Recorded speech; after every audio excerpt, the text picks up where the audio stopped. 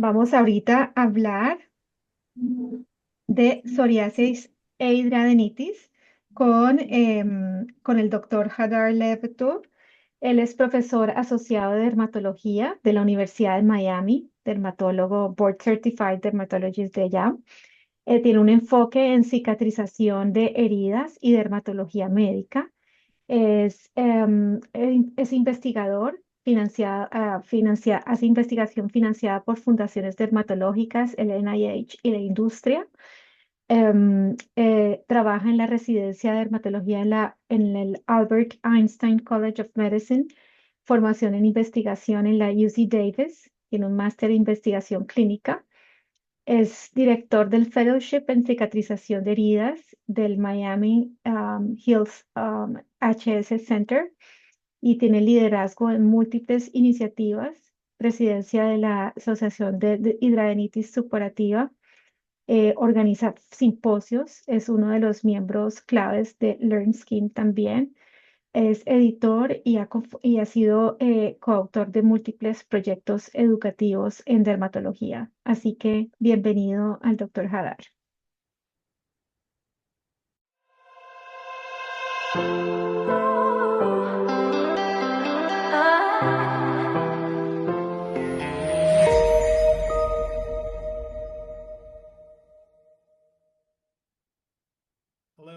Hola a todos, soy el doctor Hadar Leptov y soy profesor asociado de dermatología aquí en la Universidad de Miami, en el departamento de dermatología y cirugía cutánea. Es realmente un placer para mí y un honor estar con ustedes para hablar de la inflamación sistémica en psoriasis y en hidradenitis supurativa o HS, como me voy a referir durante la charla.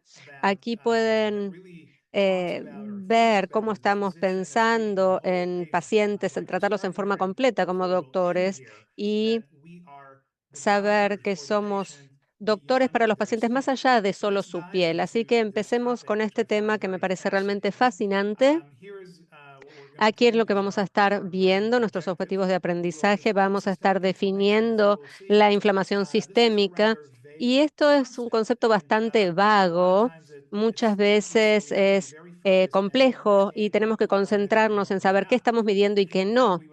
Y allí no, vamos a lograr poder identificar algunos de los biomarcadores de la inflamación sistémica y ver cómo están apareciendo tanto en la psoriasis como en el HS y ver desde allí cuáles son sus firmas o perfiles inflamatorios. Y finalmente, yo soy clínico de corazón, así que cuando veo algo que es excelente, pero que quiero tratar de modular, les voy a comentar que para mí el ejercicio físico sea la mejor forma en que podemos tratar de modular, de regular la inflamación sistémica o todas las enfermedades inflamatorias crónicas de la piel.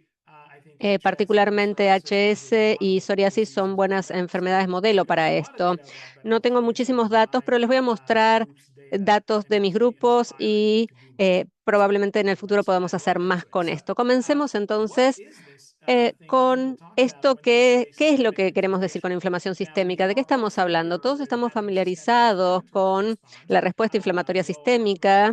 También conocemos los criterios de SIRS, del síndrome de enfermedades inflamatorias sistémicas, y podemos combinar esto, que si hay una fuente de infección puede llevar a la sepsis. Es cuando el paciente está muy enfermo, generalmente está en forma aguda en la unidad de cuidados intensivos, y cuando salimos de este problema, la respuesta inflamatoria va a disminuir o a ceder y volvemos a algún nivel de línea base. Pero la idea de la inflamación crónica se puede tal vez definir mejor como una activación inmune crónica de bajo grado, donde hay una línea base y justo por encima hay un umbral que es el que se supera. La persona puede parecer normal, pero hay una enfermedad que se está dando pero que no es aparente salvo que la midamos. Esto es muy diferente de lo que sería una inflamación en agudo. Puede pasar, por ejemplo, en un escenario agudo de una pierna rota, una neumonía, etcétera, de lo que sería muy diferente, que es la inflamación focal. Ahí podemos hacer una biopsia de una lesión de psoriasis o de HS y ver que hay inflamación focal. De esto no es de lo que vamos a estar hablando y también es muy distinto de lo que sería una inflamación específica en un órgano. Podemos tener marcadores de inflamación que aparecen en el hígado. Incluso en ausencia de infección, podría haber alguna respuesta inflamatoria que es específica del órgano allí. Así que estamos hablando en realidad aquí de inflamación sistémica, algo que es mayor, que va más allá de eso y que eh, generalmente tratamos de definir las cosas según cómo las medimos y hay diferentes formas de lograr obtener estos marcadores de inflamación sistémica. La mayoría de la bibliografía se concentra en los siguientes que aparecen aquí. Tenemos, por supuesto, primero las citoquinas circulantes, como por ejemplo IL-1, 6, 8, el factor de necrosis tumoral alfa o TNF-alfa. Estos son los más proinflamatorios. Tenemos las diferentes interleuquinas, que son también como la IL-10, mediadores inmunes, una citocina que ayuda a promover una tolerancia en el sistema inmune. Luego tenemos los reactantes de fase aguda, CRP, SR y otros. Y finalmente hay algunos índices que se han desarrollado observando mediciones celulares específicas de células inflamatorias que son como por ejemplo el NLR, relación neutrófilo-linfocito, el PLR, el índice o relación plaquetas-linfocitos. Voy a mencionar varios de estos más adelante. Y quiero que sepan primero que nada que esta es una lista parcial. Vamos a ver otros marcadores también de inflamación que son más metabólicos, pero va mucho más allá hablar de todos ellos del alcance de la charla de hoy. Tenemos quimiosinas, moléculas de adhesión, fibrinógenos. Hay muchas otras proteínas y entidades que se han desarrollado, se han medido y propuesto dentro de este concepto de la inflamación sistémica. No vamos a entrar en todas, sino que vamos a ver aquellas de las que tenemos más datos. Son las que les estoy mostrando en este momento. La idea de agudo versus crónico le pedí para señalar esto a la inteligencia artificial que me ayudara con esto. Veamos a este señor que camina por la calle a la izquierda. Les voy a proponer que esta persona tiene una apariencia normal, pero tal vez tenga inflamación crónica y esto es muy distinto de alguien que se acaba de caer, se rompió la pierna y de acuerdo a la inteligencia artificial también le creció un bigote grande, pero bueno, nos vamos a concentrar que tiene un tobillo fracturado y todos estos marcadores inflamatorios van a eh, aumentar muchísimo, van a inundar su suero, van a ir hacia la zona de la herida específicamente y va a tener que lidiar con todo esto. Pero nuevamente quiero marcar la diferencia. Nosotros ahora nos estamos concentrando en el señor que aparece a la izquierda, o como a mí me gusta decir, 2 pulgares arriba tiene el caballero, pero también tiene inflamación crónica. Y es este señor donde generalmente como médicos nos enfocamos en la crisis y aquí no, estamos hablando de la inflamación crónica común o lo que sería la más peatonal, si me permiten el juego de palabras. ¿Y por qué esto es importante? Bueno, especialmente en la psoriasis y en HS, nosotros vemos marcadores de enfermedad sistémica y hay comorbilidades sistémicas muy significativas. Específicamente, les voy a mostrar todas, pero las más relevantes aparecen aquí, que son la enfermedad cardiovascular, que ha estado asociada con ambas patologías, y el síndrome metabólico y otros trastornos metabólicos asociados también.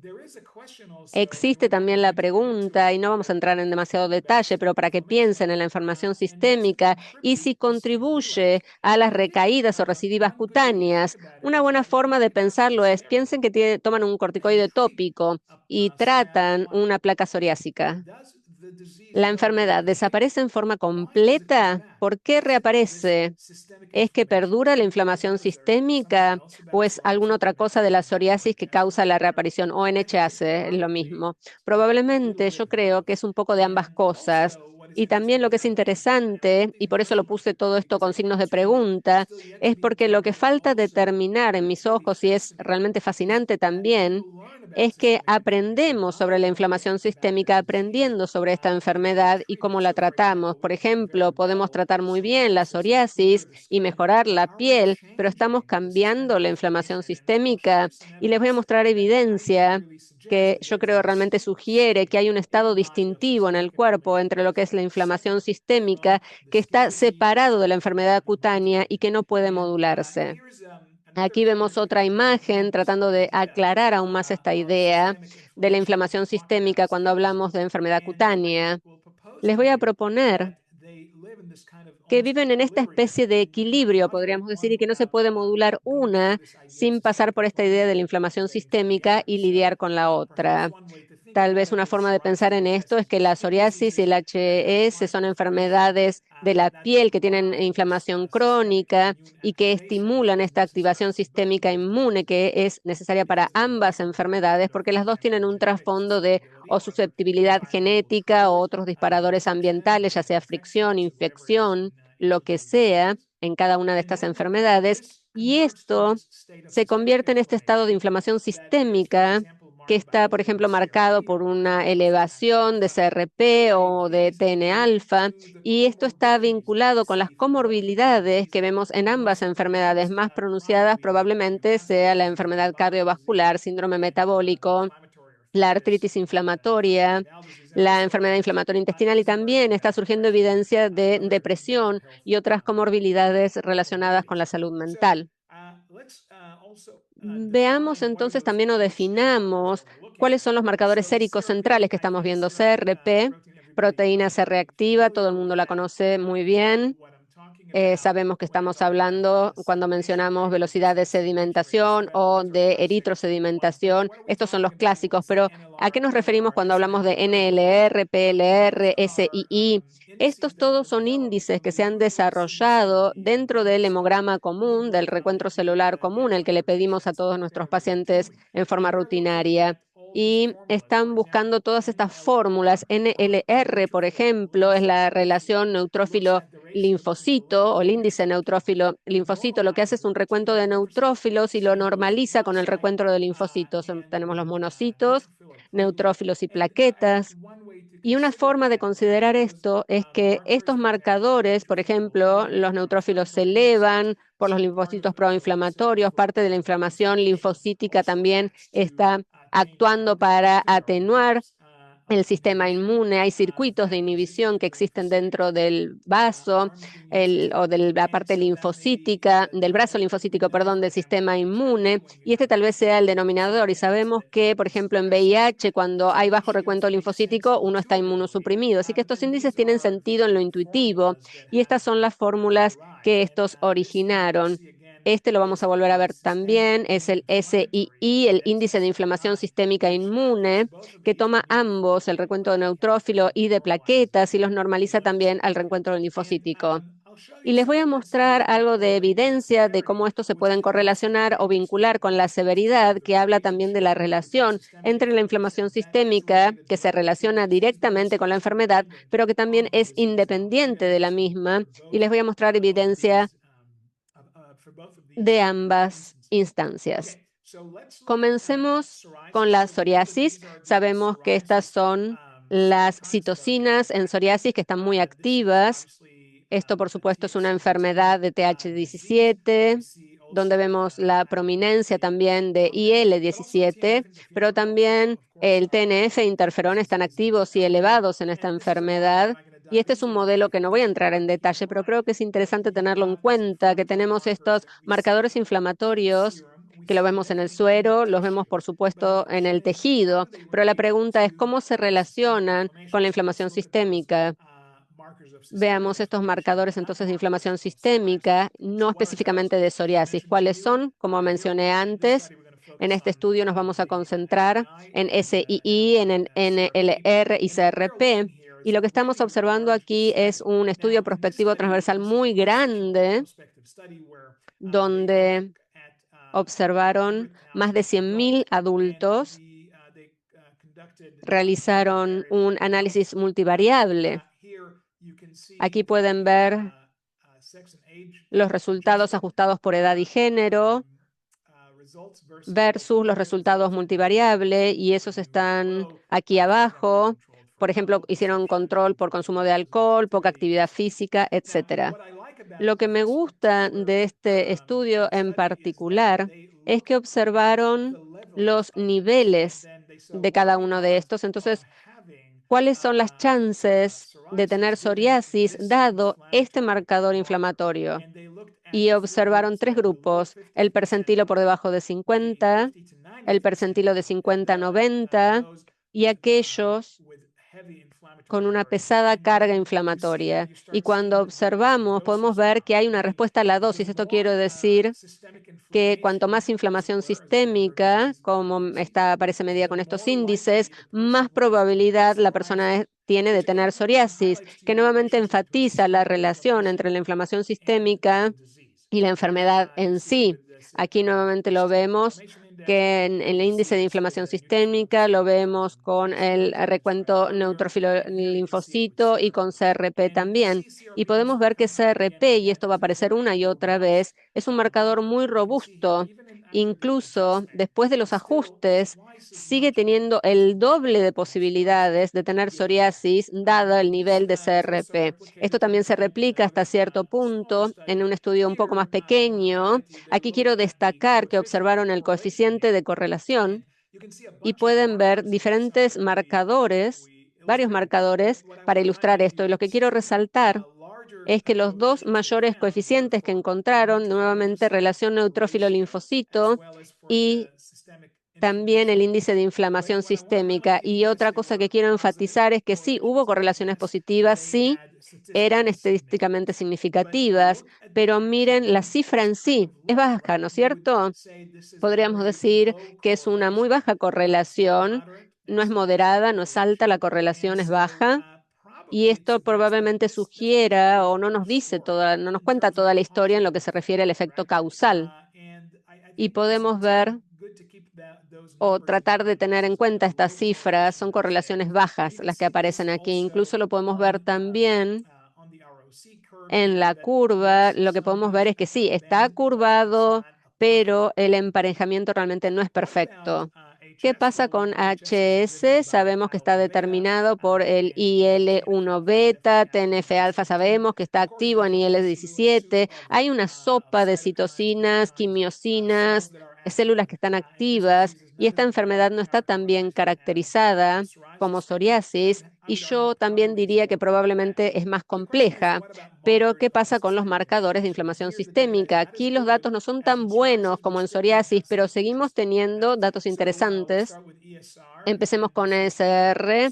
Es un pequeño estudio transversal donde compararon 88 pacientes, 44 con HIS y 44 controles. Y pueden ver que hay un pequeño elevamiento de ESR, así que habría marcadores allí de inflamación sistémica. Y ahora vamos a ir a otro estudio. Este estudio, perdón, buscó observar el efecto del tratamiento. Aunque es un grupo pequeño, tenían buenos controles y miraron el tratamiento, y los oriento aquí. Pero la primera cifra que vemos es el pretratamiento y podemos ver los resultados, la media de los resultados aquí a la izquierda.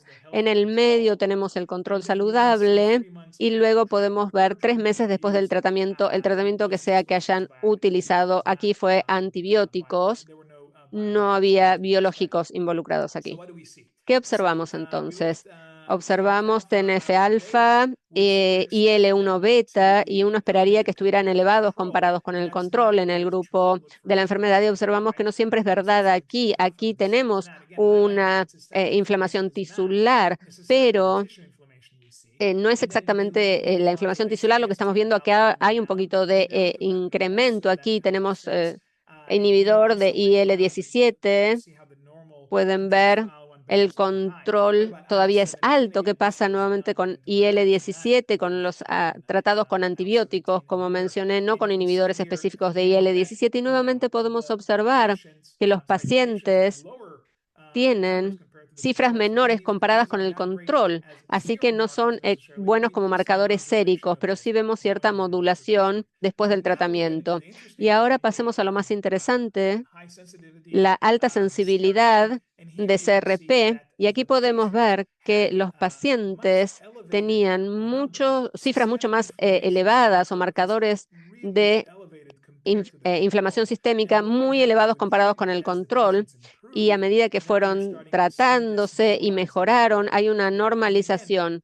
Y nuevamente quiero enfatizar este concepto de que uno esperaría encontrar esto en el tejido, todos estos TNF-alfa, IL-1 beta, IL-17A, cuando uno modula, cuando mira los marcadores séricos, estas correlaciones no siempre aparecen, y esto lleva a el argumento de que sería un concepto distintivo de la enfermedad misma cuando hablamos de inflamación sistémica.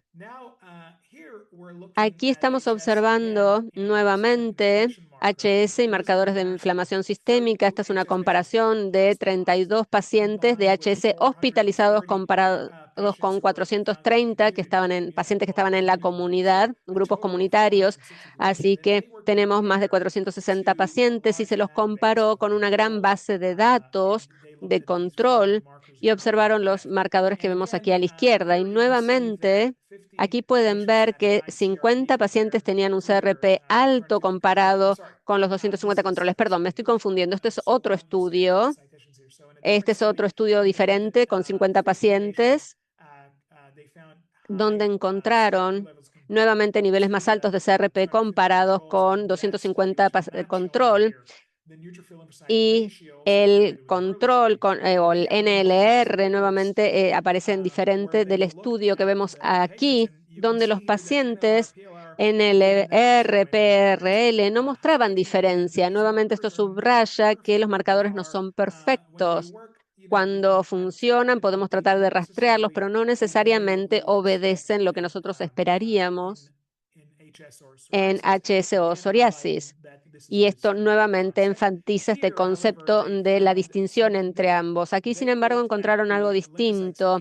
Buscaron los linfocitos HDL, y ahí sí había un cambio distintivo comparado con el control. También miraron algunos factores específicos, metabólicos, marcadores lipídicos, que conocemos de HS, por supuesto. El ácido úrico está relacionado con el síndrome metabólico. Esto también lo vimos en nuestro grupo de 3.000 pacientes de HS.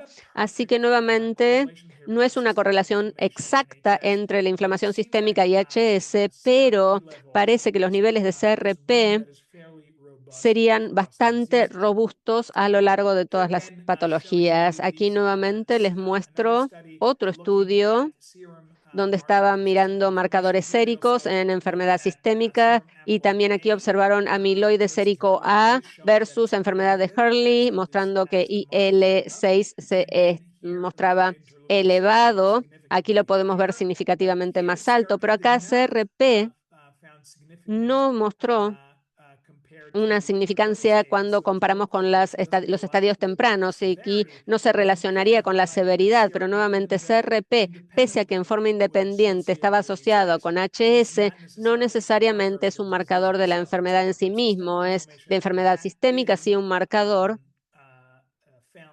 y eso se encuentra en HS, pero no es un marcador que podamos decir que nos va a guiar en el estadio de Hurley.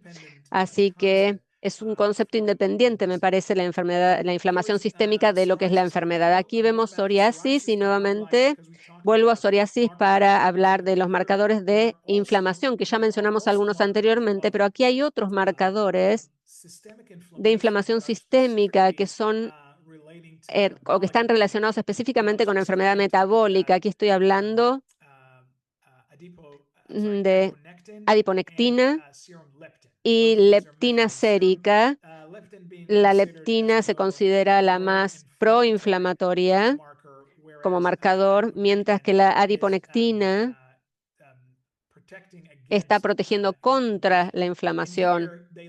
Y aquí observaron 24 pacientes y 50 de control, y aquí podemos ver había más protección comparado en el control con respecto a los pacientes de psoriasis que tenían menos protección, menos adiponectina. Y aquí vemos lo mismo exactamente reverso cuando observamos que son los marcadores proinflamatorios, como la leptina, que era más alta en los pacientes comparados con el grupo control. Y podemos ver esto en forma numérica, así que esto nos ayuda a ver la adiponectina protectora, que era más alta en el grupo control, y esto se mantuvo incluso cuando se hizo el desglose por género, y nuevamente leptina sérica en el grupo control era más baja comparada con los pacientes, y nuevamente se mantuvo cuando hicimos el desglose por género.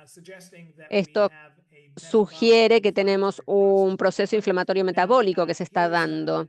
Aquí vemos otro estudio, este estudio de Turquía, observando nuevamente estos mismos conceptos en psoriasis, las adipocinas. Aquí utilizaron, sin embargo, metotrexato para tratar, así que les voy a llevar paso a paso. Nuevamente pueden observar que la adiponectina, que es el bueno, antes del tratamiento los pacientes lo tenían más bajo comparado con el control. Hasta ahora no hay diferencia, pero después del tratamiento, aunque mejoraron desde el punto de vista de la enfermedad, no hubo cambio en la adiponectina. Sin embargo, con la leptina sí hubo cambio, aunque no fue significativo. Y esto significa que tenían niveles más altos que bajaron, pero comparados con el control, podemos ver que se mantiene más o menos igual, así que no es significativo. Así que estos marcadores metabólicos de inflamación sistémica no necesariamente obedecen al CRP. Así que aquí tenemos comparado con el control, así que vemos en psoriasis, nuevamente no es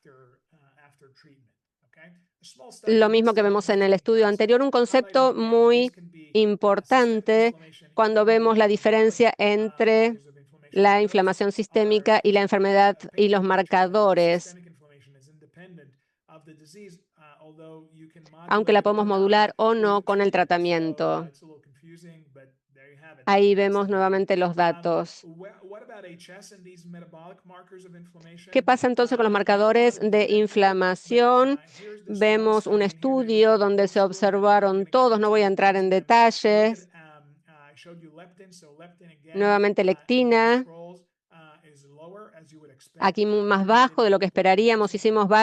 Vieron varios controles, varias comparaciones con ajustes, así que vemos que la adiponectina era más baja en los pacientes de HS comparado con el grupo control. Y nuevamente, estas son las buenas, en la que queremos tener más y los pacientes no los tienen. Sigue siendo normal, o perdón, podemos ver, no es normal, me corrijo, pero podemos ver que agregaron un nuevo marcador aquí, nuevamente similar a la lectina, la resistina es más proinflamatoria, siguió no teniendo demasiada significancia estadística. ¿Y qué pasa si comparamos estos marcadores inflamatorios de psoriasis, NIHS con conjunto?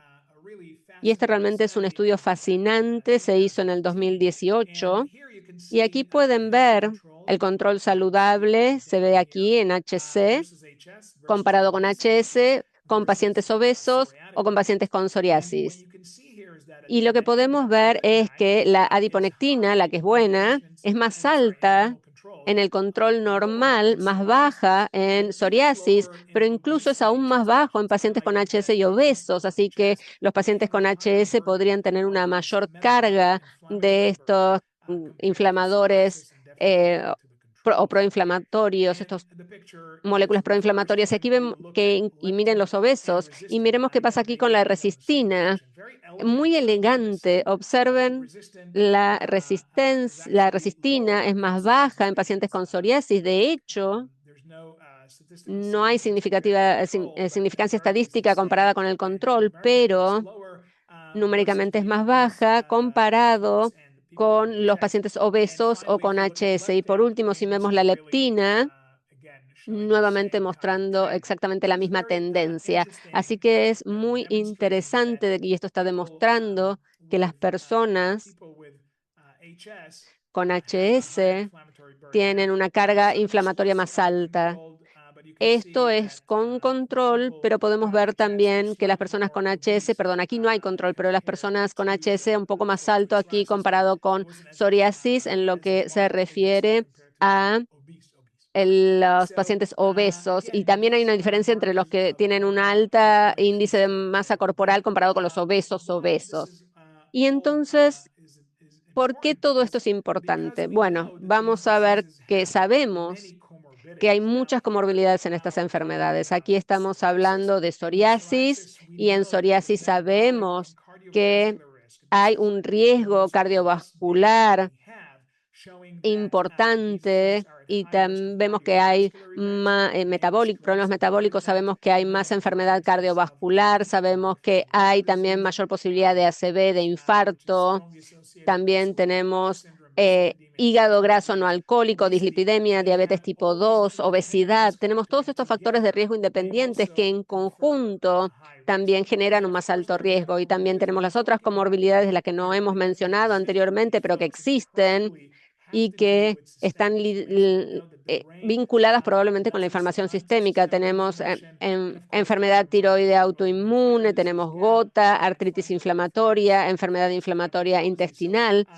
Así que la inflamación sistémica definitivamente es el mediador entre la piel, que es lo que vemos, y los cambios que observamos comparado con todos los otros sistemas de órganos que vemos en estas asociaciones. ¿Qué pasa con HS? Nuevamente, recién estamos comenzando a entender las comorbilidades en HS si lo comparamos con el conocimiento que tenemos de psoriasis, pero nuevamente el riesgo metabólico aquí es mucho más alto, con síndrome metabólico, con hígado graso no alcohólico, diabetes tipo 2 y no podemos dejar de lado los otros riesgos que sabemos que existen, la depresión, la artritis inflamatoria, la gota, todo esto tiene un rol que jugar aquí también. Hasta ahora les he mostrado esta idea, entonces, de que existe esta cosa que se llama inflamación sistémica y que probablemente está mediando los cambios entre la enfermedad en la piel, HS y psoriasis, y las comorbilidades que estamos observando,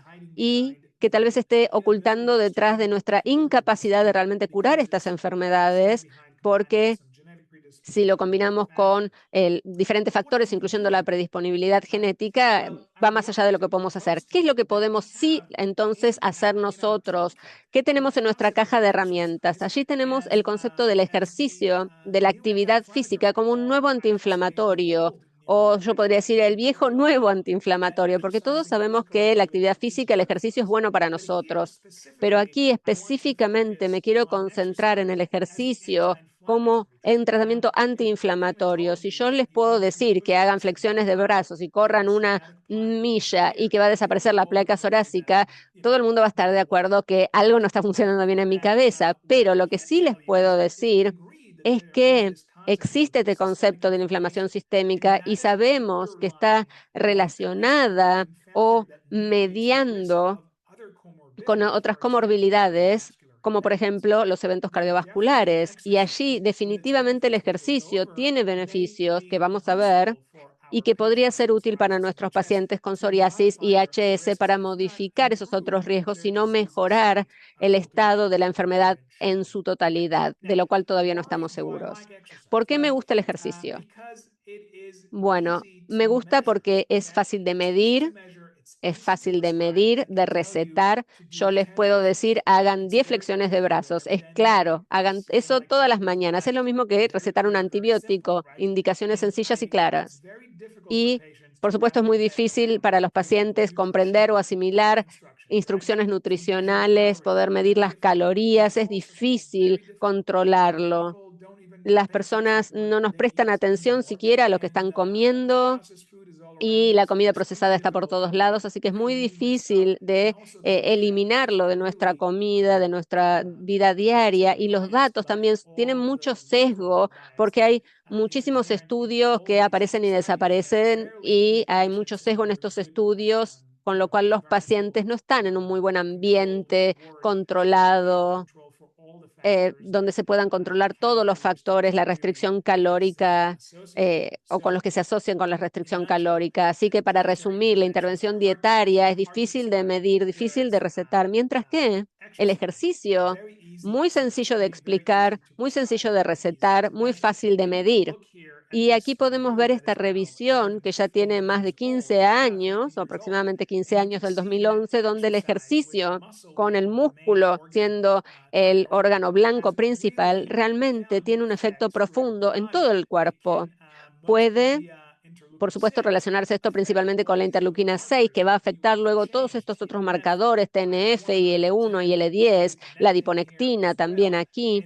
Y uno puede ver realmente cómo se va generando cambios en algo que sería resistente a muchas otras modificaciones. Y a través de lidiar con el eje simpático médulo suprarrenal, el eje hipotalámico también, todos estos ejes en el cerebro y en las suprarrenales que pueden modular el tejido adiposo, otros órganos linfoides como el vaso, todos estos resultan en un efecto muy robusto antiinflamatorio. Y también les quiero subrayar que esta revisión no incluye la piel. ¿Dónde está la piel aquí? Y yo diría que la piel, por supuesto, también se va a beneficiar de este efecto antiinflamatorio, pero esa es mi hipótesis y no la puedo probar de momento. Para aquellos que tienen una vista aguda, notarán que el ejercicio en el músculo, como muestra acá, genera una elevación de la IL-6. Y entonces me preguntarán, Hadar, ¿cómo podemos decir que el ejercicio es antiinflamatorio si estamos incrementando las moléculas proinflamatorias? Bueno, estos son una de las principales, la interleuquina 6, y sabemos que esta elevación es de corto plazo en el ejercicio. La interleuquina 6 se eleva por corto plazo porque es importante para la reconstrucción muscular, pero al final del día el resultado es positivo. Tenemos un incremento de la tolerancia IL-10, cae el TNF, así que esto sugiere que hay una diferencia entre lo que es la respuesta aguda inflamatorio comparado con una inflamación mucho más crónica, que es lo que estamos discutiendo. Y esto, entonces, ¿qué tiene que ver cómo afecta el ejercicio a la inflamación crónica? O inflamación sistémica, tenemos muchos datos. Aquí tenemos una revisión sistemática con más de 17.000 pacientes que se hizo con personas de 60 años o más y pudieron demostrar que el ejercicio reduce los niveles de CRP. Nuevamente, CRP aparece una y otra vez como el marcador más consistente de la inflamación y el que mejor se puede modular si realmente estamos observando la inflamación sistémica. Y aquí en este estudio, que les voy a mostrar algunas imágenes, también es otra revisión sistemática con personas de 18 o más años de edad y hay múltiples estudios con muchos participantes y observamos cuáles son los resultados. Aquí se estaban concentrando nuevamente en CRP y podrán ver que encontraron que la actividad física reduce CRP, lo cual es positivo, es lo que buscamos. Cuando observaron TNF-alfa, nuevamente son pequeños estos, pero si ven la consistencia en los hallazgos, nuevamente para CRP acá a la derecha y para TNF, probablemente hay un poquito menos que en CRP, pero sí una reducción en TNF-alfa con ejercicio, con actividad física. Incluso en algunos estudios simplemente estaban mirando el no ser sedentario o ser físicamente activos de diferentes definiciones, pero de cualquier forma hay un impacto positivo. Y por último, IL-10, que es un modulador inmune, queremos ver que sea más alto y aquí podemos ver que hubo un incremento con la actividad física. Así que todos estos datos demuestran que tenemos datos robustos que podemos o tenemos la capacidad de modular la inflamación sistémica a través del ejercicio. Entonces aquí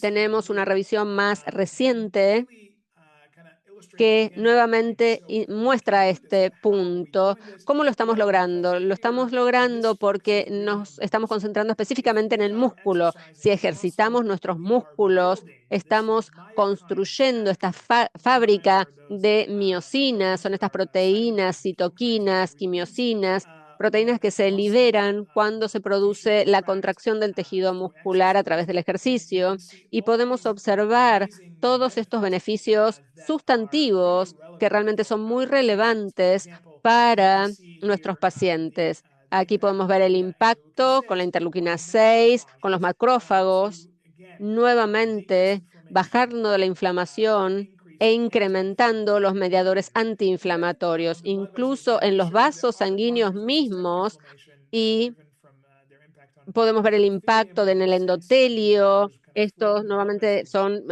mediadores que van a estar circulando e interactuando en el epitelio, en el endotelio, y van a ir también a beneficiar a través de un montón de citoquinas que el músculo genera con el ejercicio.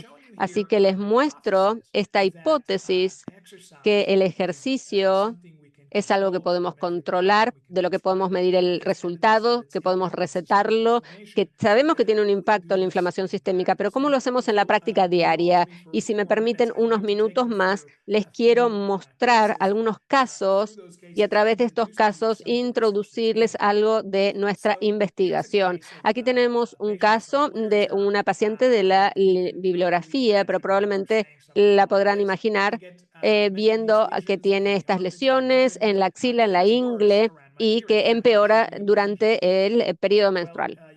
¿Cómo manejamos esto? Podemos ver que hay enfermedad papilar y nodular, hay algo de abscesos, y muchos de ustedes quisieran tratar con antibióticos. Perfecto, eso no está mal. Algunos de ustedes tal vez quisieran hacer algo de modulación hormonal, como espirolactona, que es algo que yo preferiría, y tal vez una combinación de todo.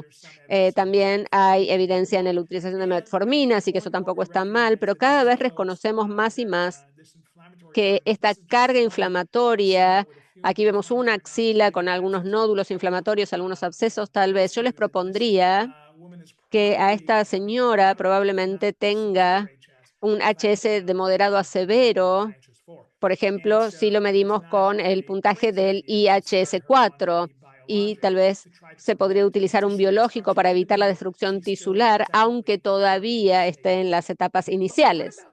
Pero ¿qué pasa con la actividad física? ¿Qué le puedo decir a esta mujer que haga? Y lo que nosotros nos tenemos que dar cuenta cuando queremos recetar esto de actividad física es que no sabemos exactamente qué hacer. ¿Qué le digo? Que corra una par de veces por semana, que haga flexiones, que haga ejercicio moderado. ¿Cuál es la definición? Específicamente, ¿qué podemos hacer para HS? Porque es limitante la enfermedad. Entonces, los últimos minutos de la charla les voy a contar esto que estuvimos haciendo, esta evaluación donde le pedimos a pacientes con HS moderado que hicieran estos 3 ejercicios altamente validados como evaluación de capacidad física. 30 segundos de pararse de la silla. El paciente tiene 30 segundos para pararse y sentarse todas las veces que pueda, la mayor cantidad de veces que pueda en ese tiempo. Luego tenemos una caminata de 6 minutos para saber cuánto puede recorrer en 6 minutos, cuanto más mejor nuevamente. Y luego la fuerza de agarre o dinamometría manual. Este es un marcador muy robusto de longevidad y de actividad física y de fuerza también. ¿Y qué encontramos? Vemos aquí algunos datos preliminares de 20 pacientes con HS leve, leve, no moderado, y podemos ver que, bueno, hay una diferencia con el género y la edad, pero podemos observar la diferencia en lo que es pararse de la silla, la caminata de 6 minutos. En pacientes con HS hubo menor capacidad, sin embargo, tenían una mayor habilidad con la dinamometría. Así que si vemos aquellos que tienen un HS, aunque tengan enfermedad axilar, de hecho desarrollan adaptaciones utilizando más sus brazos y sus manos sin mover tanto las axilas, con lo cual pueden llegar a tener aún mayor fuerza en esta forma de adaptación. Incluso con enfermedades leves, aunque esta no es tan leve, hay cambios que se pueden producir haciendo ejercicio. Aquí tenemos una enfermedad un poquito más marcada, lesiones similares en la axila y en la ingle. Le costaba mucho trabajar como maestra, se le hizo antibióticos, y esta persona se beneficiaría de tomar un biológico, em, y probablemente necesite algo de cirugía. Pero ¿qué pasa con la actividad física? Nuevamente podemos observar que aquellos que tienen NHS moderado a severo, casi 60 pacientes que fueron evaluados, tenían menos capacidad para hacer pruebas muy clásicas para la salud. E incluso creo que eran personas jóvenes, algunos de alrededor de, la media creo que eran de 30 años, de 30 a 40 años, así que tendrían que tener mucha mejor performance. Y aquí les muestro nuevamente leve comparada con moderado o algo un poco más severo. Cuanto más severa la enfermedad, más severa la inhibición. Entonces, ¿qué hacemos para tratar a esta paciente? Aquí les muestro los últimos datos de mi charla, que lo que hicimos es hacer ejercicios de resistencia, muchos de ellos con bandas de resistencia. Aquí pueden venir a nuestro centro, tienen un fisioterapeuta que los ayuda como si fuera un entrenador personal y les muestra qué es lo que tienen que hacer. Y a través de este programa encontramos algunas cosas. Por supuesto, hubo una alta tasa de deserción, 55%, casi 60%. Si nosotros pensamos que esto es único, no, no lo es. Es incluso un poquito mejor que lo que encontramos en la población en general si observamos a aquellas personas que tienen a hacer ejercicio como resolución de año nuevo. Más probablemente más del 55% de ustedes que me están escuchando, las resoluciones de año nuevo en lo que se refieren al ejercicio les duró menos de una semana. Eh, Esto es difícil para todo el mundo hacerlo, pero lo que es alentador como hallazgo es que después de la intervención con el ejercicio de resistencia podemos mejorar los resultados y puede parecer un shock, pero de hecho los pacientes son personas normales, si hacen ejercicio les mejoran y tenemos que entender sí, qué ejercicios son los que mejor funcionan, pero parecería hasta ahora, por nuestra observación, que los ejercicios de resistencia son aceptables y parecen tener un impacto en los resultados. Volvimos a hacer la medición con el dinamómetro. Es la mejor forma de medir la fuerza de la parte superior del cuerpo. Bueno, no lo sabemos, eso hay que revisarlo, pero entonces sabemos que esta inflamación sistémica está marcando la inflamación con diferentes marcadores y sabemos que está asociado y hay una perturbación en lo que se refiere a psoriasis y HS. Y lo que trato de sugerirles a ustedes es que, como esto es independiente de la enfermedad cutánea misma, utilizar intervenciones más generales, más holísticas, como el ejercicio, podemos ayudar a reducir la inflamación sistémica y eso nos va a ayudar a modular las comorbilidades e incluso tal vez las enfermedades mismas. Y con esto voy a terminar recordándoles que nosotros queremos tratar al paciente más allá de la erupción en la piel. Y creo que en psoriasis nosotros tenemos especialmente allí una oportunidad donde tenemos medicaciones que realmente mejoran la piel en forma profunda, pero ¿qué hacemos con el resto del paciente? Tenemos biológicos muy efectivos, pero después del seguimiento de un año, ¿de qué hablamos con el paciente? De cualquier cosa, le preguntamos cómo está, cómo se encuentra, cómo le fue este año, o hay allí una oportunidad de hacer una diferencia mayor porque como todo en la medicina integrativa, en la medicina holística, cuando tratamos al paciente como un todo, uno de los mayores beneficios es que uno se está tratando a sí mismo y uno puede practicar durante más tiempo, se va a sentir mejor en su práctica y va a mejorar la vida de los pacientes mucho más allá de su piel. Con eso les quiero agradecer por su tiempo, por su atención y sería negligente si no le agradezco a este enorme grupo de personas que trabajan conmigo para producir parte del trabajo que les estoy mostrando. Específicamente quiero hablar con Mandel de nuestro excelente fisioterapeuta que ha trabajado en esto con nosotros y tantas otras personas que han sido enormemente generosas, incluyendo la Fundación HS. Y también les quiero invitar a todos ustedes, si están interesados en obtener una maestría en ciencias cutáneas, la Universidad de Miami les ofrece este curso, pueden obtener allí una maestría si quieren compartirlo con alguien también, ciencias cutáneas, y esto no es una residencia, es la ciencia de la piel específicamente. Pueden ir a esta dirección de email o ver la página del Departamento de Dermatología de la Universidad de Miami. Y si no están cansados finalmente de escuchar mi voz, pueden ver mi podcast que está todos los viernes y lo hacen simplemente escaneando este código QR. Muchísimas gracias por su atención.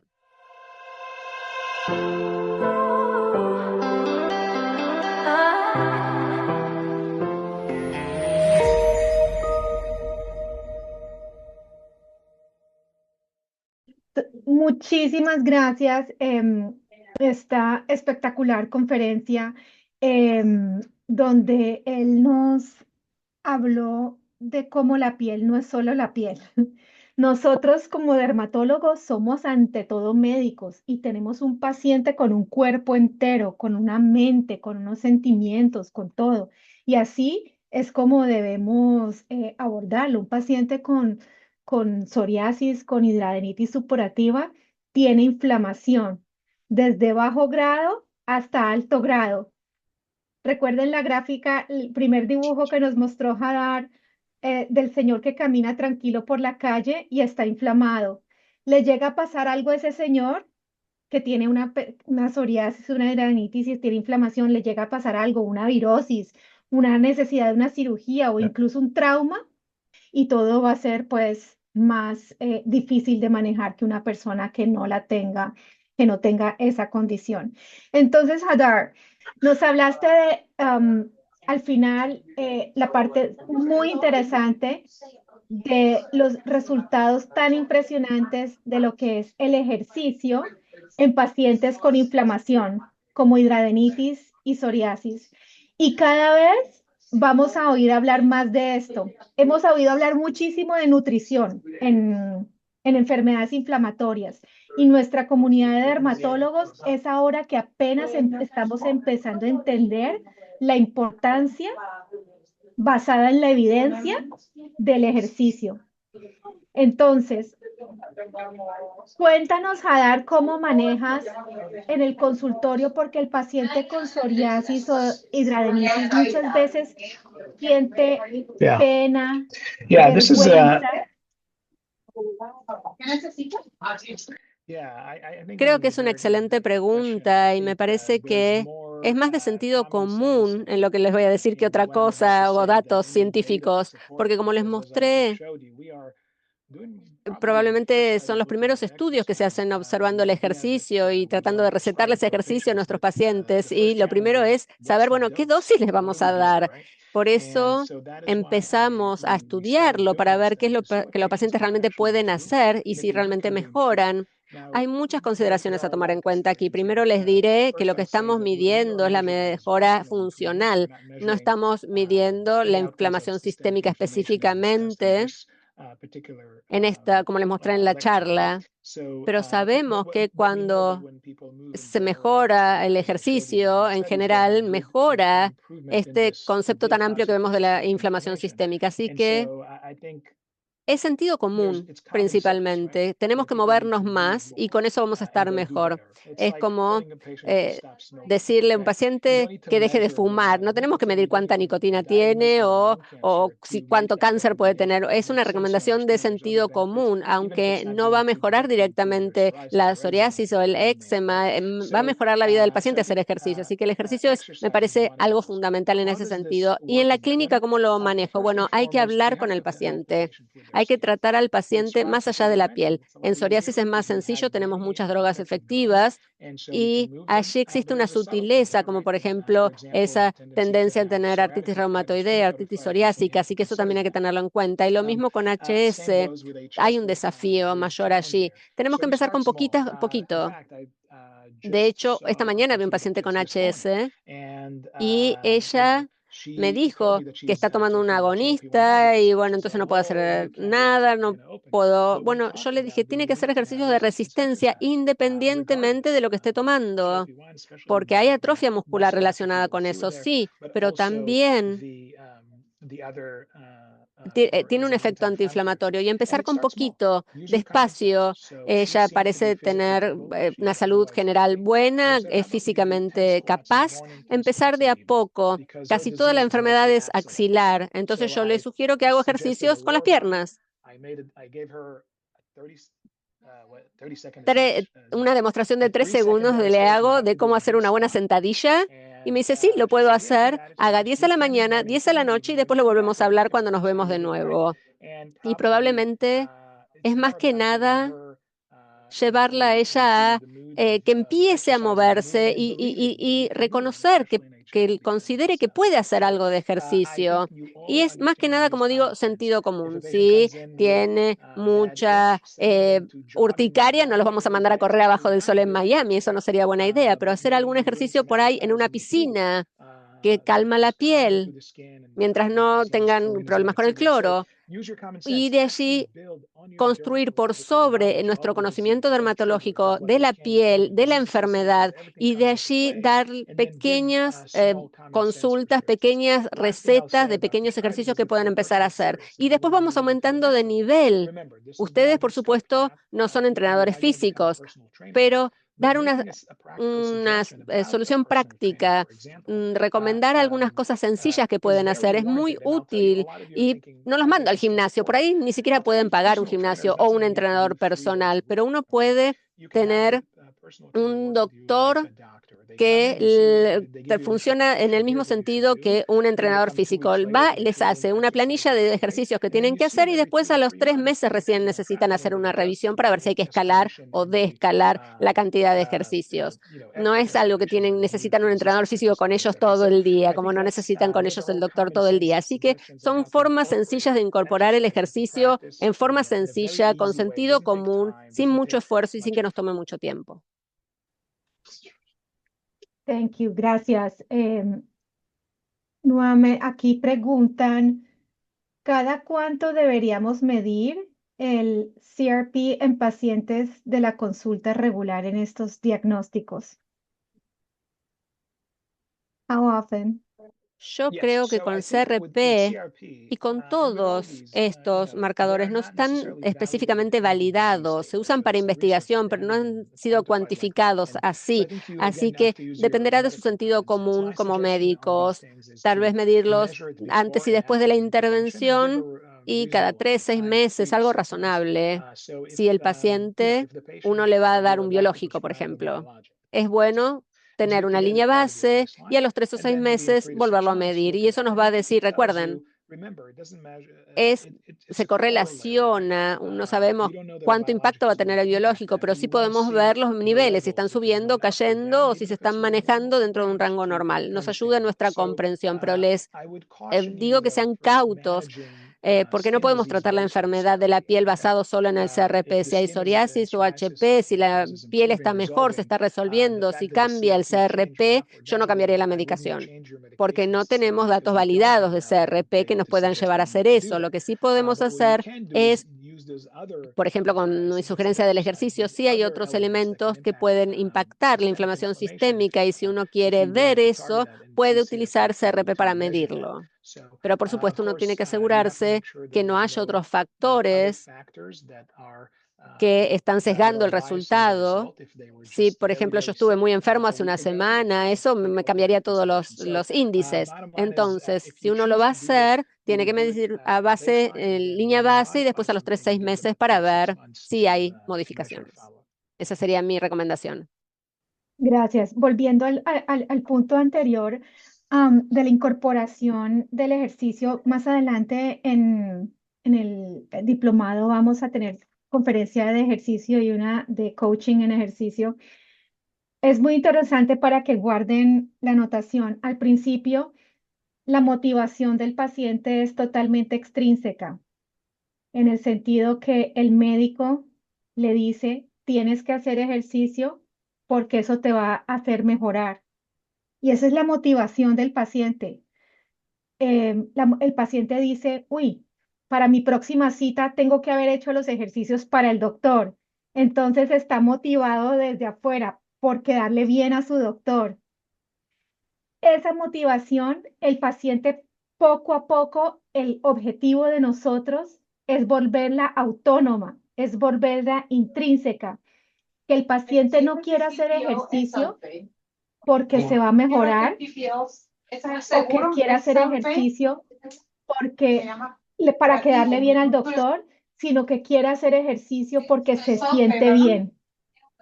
Qué rico hacer ejercicio hoy. Entonces es muy importante estudiar la motivación y tras ayudarlo a viajar desde una motivación extrínseca a una autónoma o intrínseca. Y ese es un tema muy interesante que lo vamos a tocar más adelante también.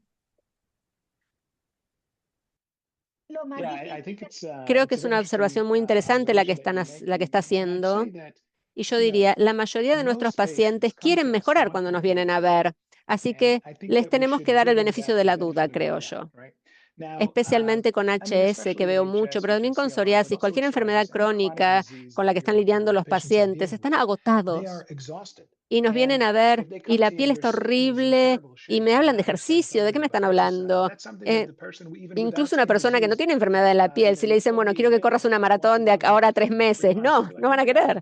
Les da susto. Así que no es eso la visita que se hace una o dos o tres veces y ya está. Pero hablar de extrínseco e intrínseco, lo intrínseco está, me parece. Ellos quieren mejorar. Tal vez no pensaron en el ejercicio o en cambios nutricionales u otras intervenciones que uno podría llegar a sugerir como algo que les va a ayudar en la enfermedad. Entonces, cuando yo les hablo sobre esto, invariablemente les place saber que, bueno, ¿puedo hacer esto?